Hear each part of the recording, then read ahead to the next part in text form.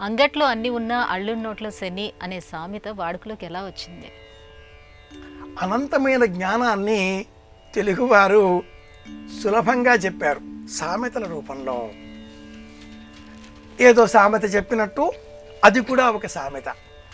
ప్రతి విషయానికి ఒక కథను సిద్ధం చేసి ఆ కథను సూక్ష్మంగా ఒక సామెతలో బంధించి అన్నం పెట్టేది ఉందా లేదా ఆత్మారాముడు ఘోషిస్తున్నాడు.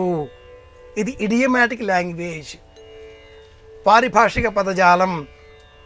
ఏదో కడుపులో ఎలుకలు పరిగెడుతున్నాయిట, ఇది ఒక పరిభాషిక పదజాలం. కూర్చుంటే లేవలేడు, కూర కట్టలు అమ్మలేడు, కొట్టవస్తడమ్మ నాకు నవ్వొస్తుంది అని భర్త గురించి ఒక ఇల్లాలు, ఒక కథ, సామెత. తెలుగువారి సామెతలు కథలు ఎంత బాగా ఉంటాయో. అంగట్లో అన్నీ ఉన్న అల్లి నోట్లో శని అట. అబ్బాయి పెళ్ళి కుదిరింది, అమ్మాయి వేదిక మీదికి వచ్చేసింది, నీవు సిద్ధంగా ఉన్నావు కదా, అలా మంగళసూత్రం పుచ్చుకొని అమ్మాయి మెడలో కట్టవలసింది అని అనగా ఓరకంట ఆ పెళ్లి కొడుకు ఇప్పుడు అల్లుడు కాబోతున్నాడు. అలా పక్కకు చూచి ఐదేని కుండలు పగిలినట్టున్నాయి లేదా పలకబారినట్టున్నాయి అన్నట్ట. నోరు అలా మాట్లాడకూడదు.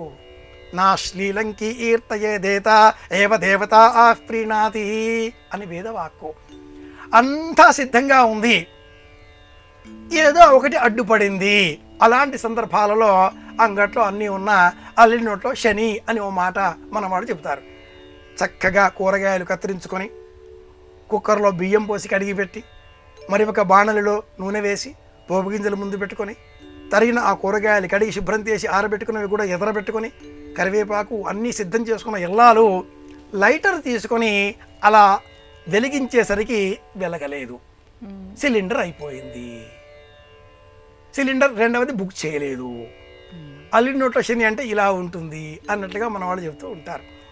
అన్నీ బాగున్నాయి, సినిమాకి వెళదాం సిద్ధమయ్యాం, తాళం వేసావా ఇంటికి అన్నాడు ఆ భర్త. సినిమాకి వెళ్ళిన తర్వాత ఆ మాట అన్నాడా, ఇక ఆ ఇల్లాలికి గుండె దడ. సినిమా అంతా అయిపోయేంత వరకు కూడా తోచదు. ఇంటికి వచ్చి మళ్ళీ తాళం చూసేంత వరకు ఎందుకన్నారండి ఆ మాట అంటే పీగపుచ్చుకుంటుంది. అంగట్లో అన్నీ ఉన్న అల్లుడి నోట్లో శని అంటే చేతికి అందిన ఆనందాన్ని ఆశాంతం అనుభవించకుండా అర్ధోక్తిలో మనసును దుఃఖపెట్టుకోవడమే అంటుంది విజ్ఞానం. ఇది ఆలోచనతో కూడుకున్న అంశం.